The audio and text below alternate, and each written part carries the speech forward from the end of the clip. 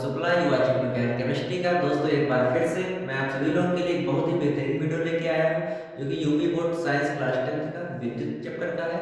और इस वीडियो में हम बात करेंगे कि विद्युत चैप्टर में कौन कौन से इंपॉर्टेंट टॉपिक है जिन पर हमें ज़्यादा फोकस करना है।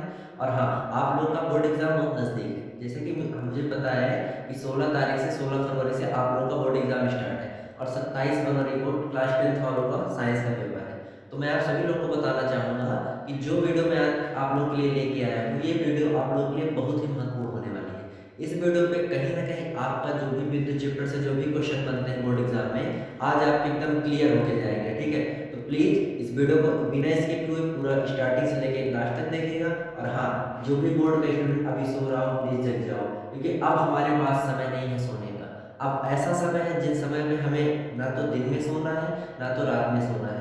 जितना ज़्यादा से ज़्यादा समय मिले उस समय पर हमें इस चीज़ पर ध्यान देना है कि कौन से टॉपिक ज़्यादा इंपॉर्टेंट है, किन टॉपिकों पे हमें ध्यान देना है, क्योंकि अब ढिलाई का समय नहीं रह गया है। ठीक है, तो स्टार्ट करते हैं इस वीडियो को। चलिए अब शुरू करते हैं। इस वीडियो में मैं कौन कौन से मैं आज टॉपिक को कवर करूंगा, पहले मैं आपको स्टार्टिंग में बता देता हूँ। अगर मैं बताऊँ तो इस वीडियो में मैं ये जो टॉपिक आपके सामने दिख रहे हैं टॉपिकों को मैं क्लियर करूंगा।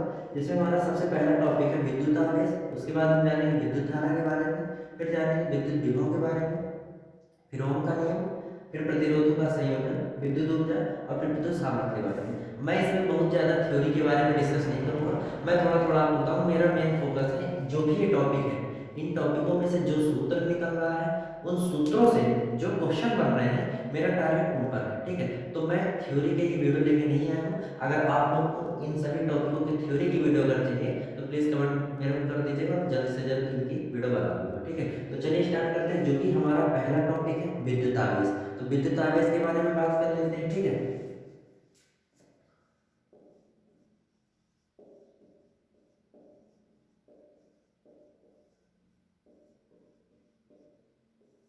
तो विद्युत आवेश की अगर बात करें, मैंने बोला कि थ्योरी में हमें जाना नहीं है। ठीक है, तो अगर विद्युत आवेश की बात करें तो सबसे पहले किसी भी चीज आप मतलब कोई भी आप पढ़ रहे हो, ये अगर मेनली बात करें तो मैं विद्युत चैप्टर लेके आया हूँ। अगर विद्युत चैप्टर में कोई भी टॉपिक पढ़ रहे हो तो सबसे पहले उस टॉपिक की क्या सोचो कि भैया इसका मात्रक क्या है।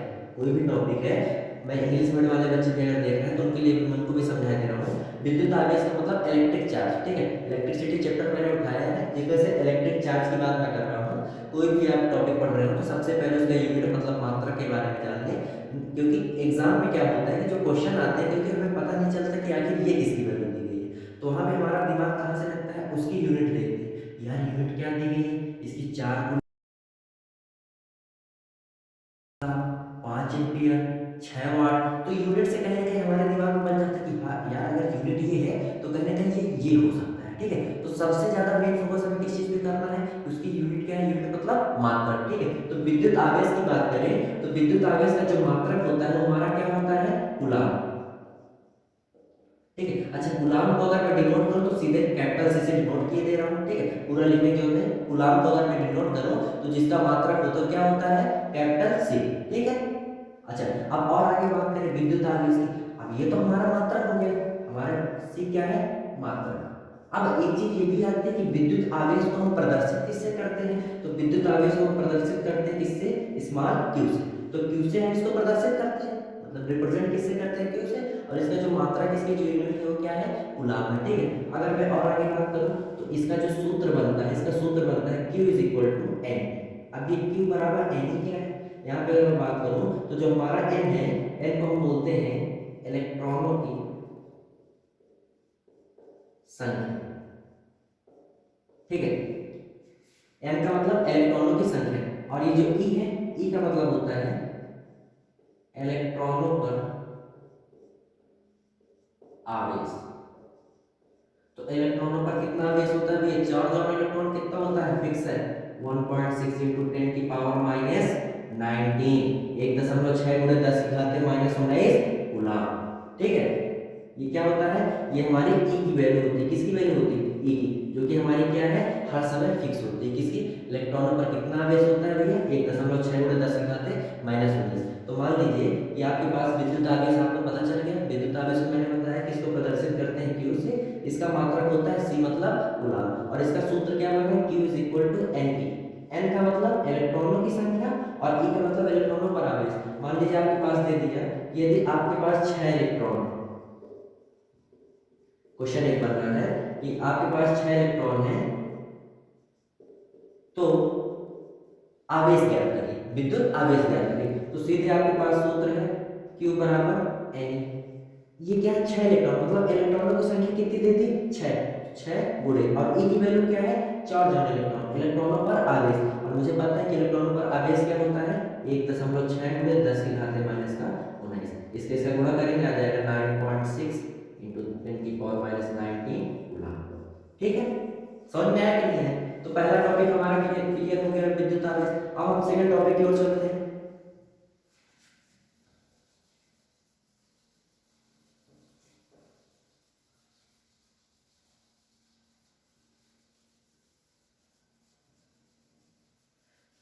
करत करत अभ्यास के जड़मति होत सुजान। ठीक है, तो ये ऐसा समय है कि इन समय में हमें किस पर ध्यान देना है, परिश्रम पर। जितना ज्यादा परिश्रम करोगे उतना ज्यादा आप निखरोगे। ठीक है, तो चलिए अब अगले टॉपिक को देखते हैं। अगला टॉपिक है हमारा विद्युत धारा। अगर मैं विद्युत धारा की बात करूं,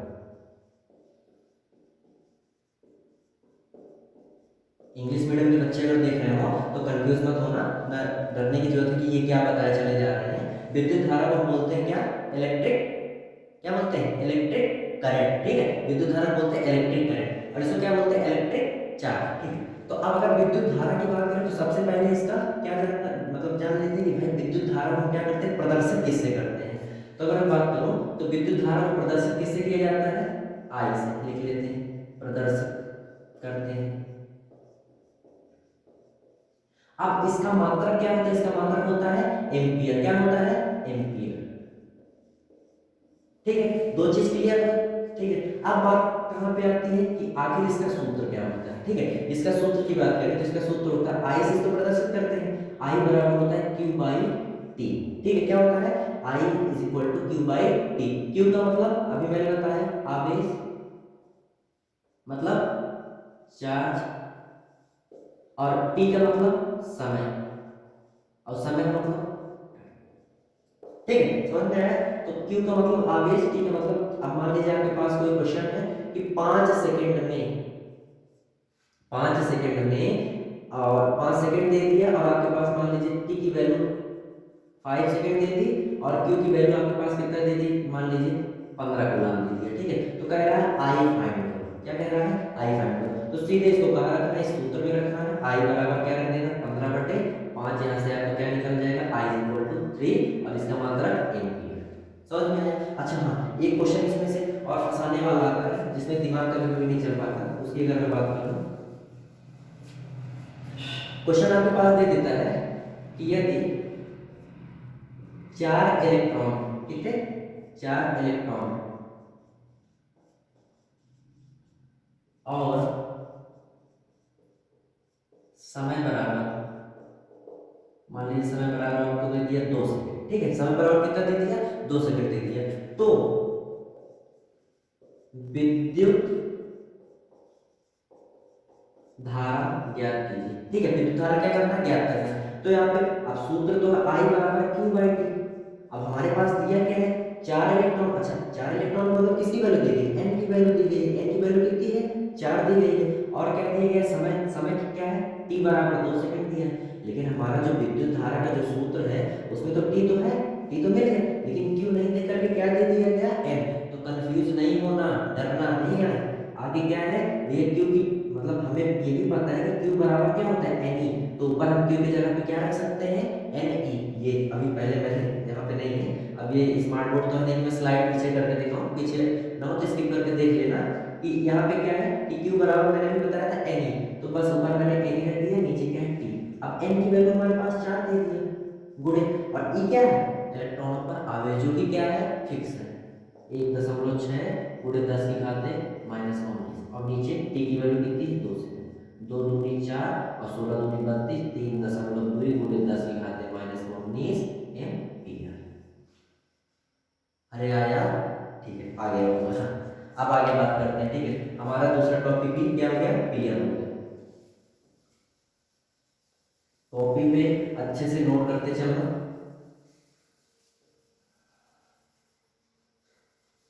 एग्जाम टाइम एग्जाम आने वाले हैं, तो सभी बच्चों के दिमाग में बहुत सारे टॉपिक होते हैं जो दिक्कत करते हैं कि ये टॉपिक नहीं समझ में आ रहा है और इस समय कोई हमें अच्छा गाइड करने वाला भी नहीं है, तो उसकी चिंता बिल्कुल मत करिएगा। यूट्यूब पे मेरे कमेंट बॉक्स पे किसी भी वीडियो में जाके कुछ भी आप कमेंट करके बता दीजिएगा कि सर हमें इस वीडियो में मतलब इस टॉपिक में प्रॉब्लम है, बहुत जल्द उस पर मैं वीडियो बना करके आप तक पहुंचा दूंगा, ठीक है। तो अब बात करते हैं तीसरा जो हमारा टॉपिक है, विद्युत विभव।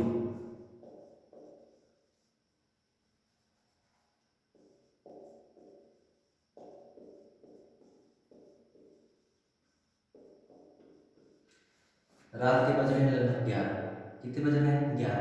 और 11 बजे रात सोच लीजिए कि जब अभी हल्का हल्का ठंडी है, तो इस टाइम पे क्या होता है कि 9 बजे तक खाना खा के लोग 9:30 तक बिस्तर के अंदर हो जाते हैं। मैं 11 बजे कहीं ना कहीं बिस्तर से बाहर निकल कर अगर आप लोग के लिए वीडियो बना रहा हूँ, तो कहीं ना कहीं मेरे लिए आप भी थोड़ा सा कष्ट करिए, इस वीडियो को ज़्यादा से ज़्यादा क्या करिए, शेयर करिए, ताकि ज़्यादा से ज़्यादा बच्चे मेरे से जुड़ सके, ठीक है।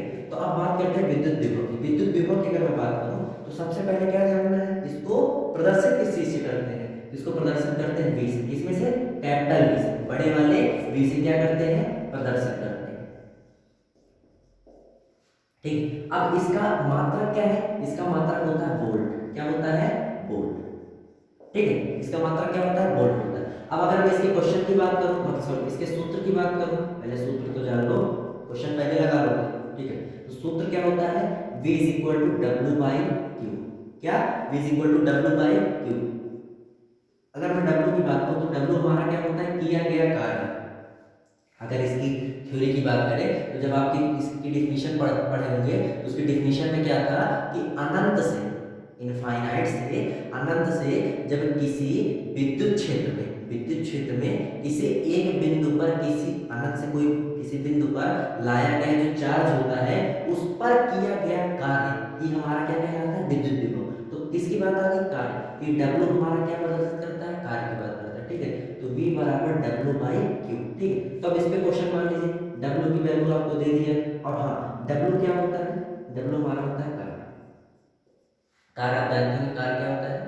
कार्य का अगर मात्रा की बात करें, कार्य का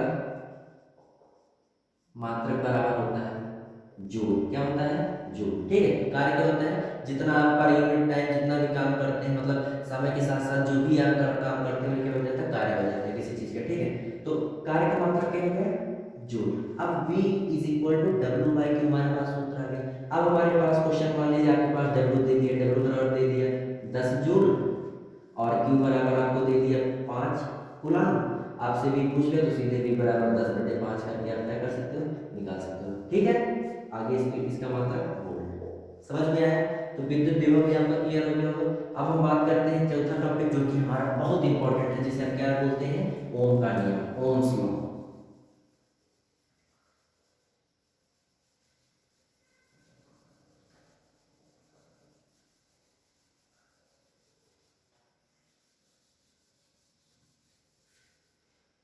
ठीक है, ओम का नियम। अगर ओम के नियम की बात करें, तो ओम का नियम में सबसे पहले मैं एक चीज बताना चाहूंगा कि इसकी जब थ्योरी पढ़ी होगी आपने, तो इसकी थ्योरी में सबसे पहला, मतलब जो पहला स्टेप आ जाता है, जो सबसे पहले बोल दिया जाता है क्या, कि जो तापमान होना चाहिए वो क्या होना चाहिए? निश्चित। इसकी डेफिनेशन क्या होती है? एट अ कांस्टेंट टेम्परेचर, तापमान क्या हो? निश्चित हो। तब हमारा क्या होता है? विद्युत, मतलब किसी चालक में जो बहने वाला, जो प्रवाह होने वाला जो विद्युत धारा है, वो किसके अनुक्रमानुपाती होता है? विद्युत विभव के, ठीक है। तो यहाँ से हम क्या लिख सकते हैं? आई, आई लिखो, या तो फिर क्या लिख सकते हो? V is directly proportional to I. इसको हम बोलते हैं डायरेक्टली प्रोपोर्शनल, या तो इस चिन्ह को क्या बोल सकते हैं? अनुक्रमानुपाती, ठीक है। मैं दोनों लैंग्वेज बता रहा हूँ, तो किसी स्टूडेंट को कोई दिक्कत नहीं होनी चाहिए, ठीक है। इसको क्या बोलते हैं? अनुक्रमानुपाती। ये हमारा हो गया ओम का नियम। अब ओम के नियम से देखो, यहाँ से तो कुछ सिस्टम निकल नहीं रहा है। अगर ओम साहब ने कुछ दिया, तो कहीं ना कहीं अगर यहाँ पे इक्वल टू का कुछ सिस्टम होता, तो हम इसका इस सूत्र का यूज कर सकते थे। तो अब यहाँ पे तो इक्वल टू है नहीं, यहाँ पे क्या है? अनुक्रमानुपाती, बराबर का चिन्ह तो है नहीं। तो जब भी हम अनुक्रमानुपाती को हटा करके बराबर का चिन्ह लाते हैं, तो सबको पता है कि हमें क्या लाना पड़ता है? कांस्टेंट, मतलब नियतांक, स्थिरांक। तो यहाँ पे जब हम इसको हटाएंगे, इसको हटाने के बाद जो हमारा कांस्टेंट है, नियतांक है, उसको हम बोलते हैं कैपिटल आर। जिस आर को क्या बोलते हैं? प्रतिरोध।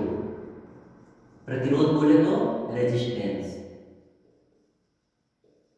ठीक है, प्रतिरोध को क्या बोलते हैं, रेजिस्टेंस बोलते हैं। ठीक है, तो अब यहाँ पे हमारा क्या सूत्र निकला, V is equal to R I. तो आपके पेपर में कोई भी क्वेश्चन बन जाए जहाँ पे आपको आर दिया हो, आई दिया हो और V पूछ रहा हो, तो आप इस ओम्स लॉ की इस फॉर्मूले का यूज कर करके वहाँ पे आप V की वैल्यू फाइंड कर सकते हो, या कहीं पे V दे के आर दे के आई पूछ ले तो आप ट्रांसपोज करके निकाल सकते हो। ठीक है, हाँ। तो अब और आगे बात करते हैं जो आपका पांचवा टॉपिक है, प्रतिरोधों का संयोजन। ठीक है,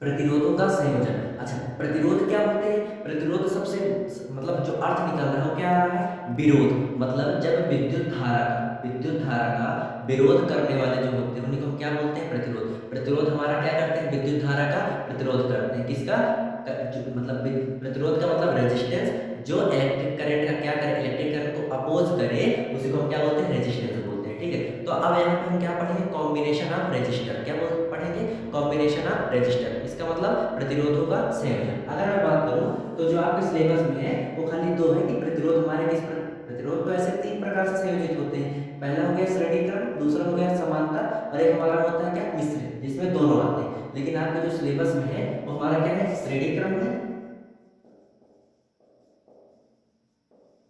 और दूसरा है हमारा समांतर।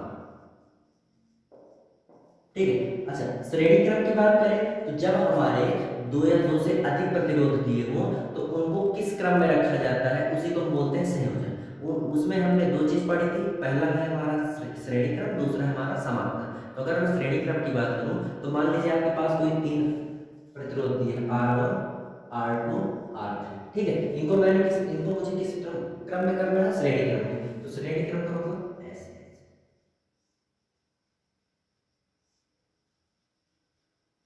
ठीक है, अगर आप देखें तो कहीं ना कहीं ये क्या है, एक श्रेणी में है कि नहीं, नीचे आपने ये बैटरी लगा दी, ये सेल है, यहाँ पे आप दो तीन सेल जोड़ दीजिए तो आगे चल के क्या बन जाएगी, एक बैटरी बन जाएगी। ठीक है, हाँ।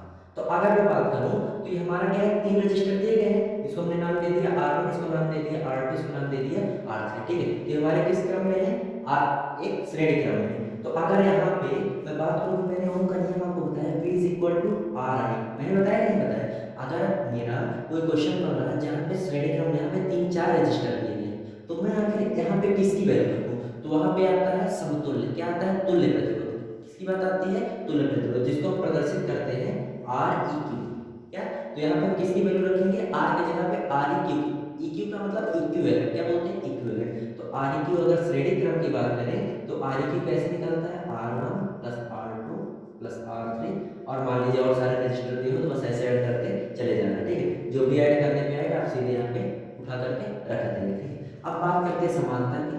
मान लीजिए तीन रजिस्टर हमने लिए जो कैसे है, समांतर क्रम में है। नीचे परिपथ आप बना लेना।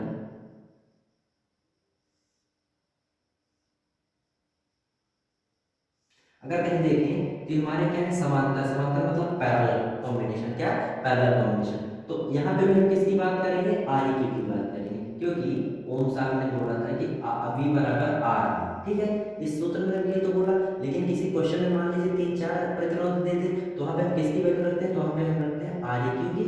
अगर श्रेणी है तो श्रेणी में आर ई क्यू ऐसे निकलता है, और समांतर है तो समांतर में कैसे निकलता है, 1/ReQ बराबर होता है 1/R1 plus 1/R2 plus 1/R3 date dash, जितने ज़्यादा रजिस्टर, तीन हो, चार हो, 50 हो, 100, सबको क्या करते चले जाना है, ऐड करते चले जाना है। तो ये क्या था, हमारा प्रतिरोधों का संयोजन था। अब हमारे जो दो टॉपिक और है उनकी बात कर लेते हैं।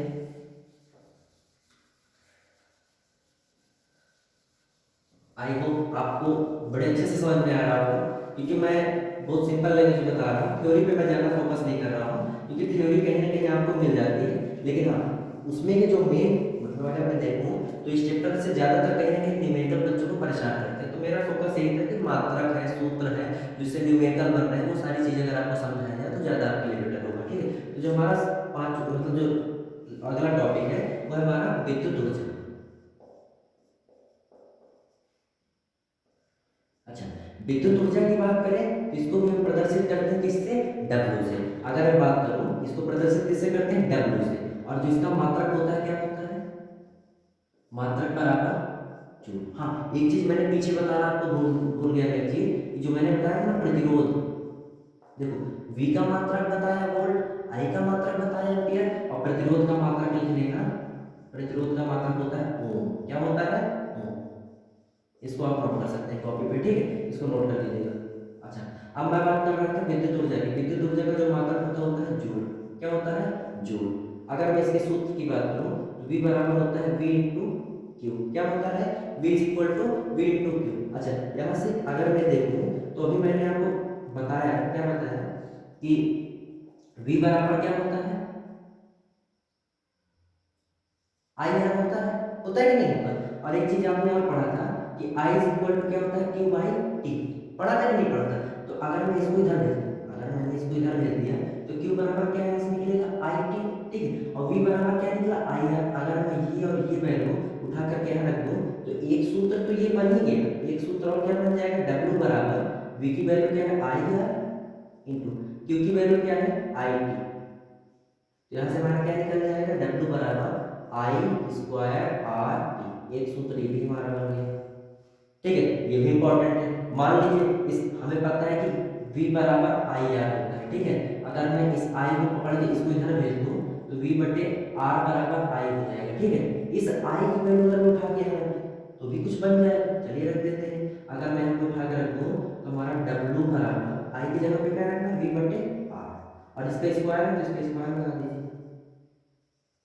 आर इंटू टी, ठीक है। तो जो हमारा आगे सूत्र बनेगा वी स्क्वायर बटे आर स्क्वायर इंटू पर आर है इंटू टी है, इस आर से स्क्वायर कटेगा, आगे हमारा सूत्र क्या बना? वी स्क्वायर बटे आर इंटू टी। तो एक सूत्र ये भी हमारा डब्ल्यू तो बन गया, ठीक है। तो कहीं ना कहीं ये ऐसा नहीं है कि इंपॉर्टेंट ही है, ये कि कुछ कुछ क्वेश्चन में क्या होता है कि जो भी आपका क्वेश्चन बनता है उसमें आपका क्वेश्चन आ गया जिसमें डब्ल्यू पूछ रहा है और वी आर टी का रिलेशन दिया गया है, तो आप वहाँ पे यूज कर सकते हैं। मान लीजिए कहीं डब्ल्यू पूछ लिया, वहाँ पे आपको आई आर टी का रिलेशन है तो ये सूत्र लगा सकते हो। कहीं आपको डब्ल्यू पूछ लिया, वी और क्यू दिया तो आप ये सूत्र लगा सकते हो, ठीक है। तो कहीं भी आप कोई भी सूत्र का यूज कर सकते हो आप अपने क्वेश्चन के अकॉर्डिंग, ठीक है। मेरा काम है बताना। तो विद्युत ऊर्जा की बात होगी। अब जो हमारा लास्ट टॉपिक है वो है विद्युत सामर्थ्य।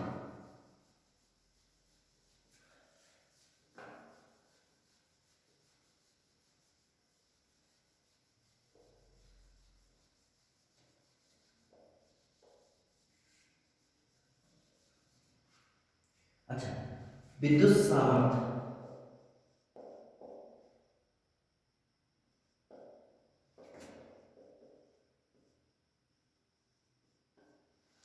विद्युत सामर्थ्य की बात करें तो क्या बोलते हैं इसको? पावर। क्या बोलते हैं? पावर, ठीक है। अगर मैं पावर की बात करूं तो पावर को हम प्रदर्शित करते हैं कैपिटल पी से, ठीक है, और जो इसका मात्रक होता है, इसका मात्रक होता है वाट। क्या होता है? वाट। अगर मैं इसके सूत्र की बात करूं तो P बराबर होता है W बाई टी। क्या होता है? P बराबर W बाई टी, ठीक है।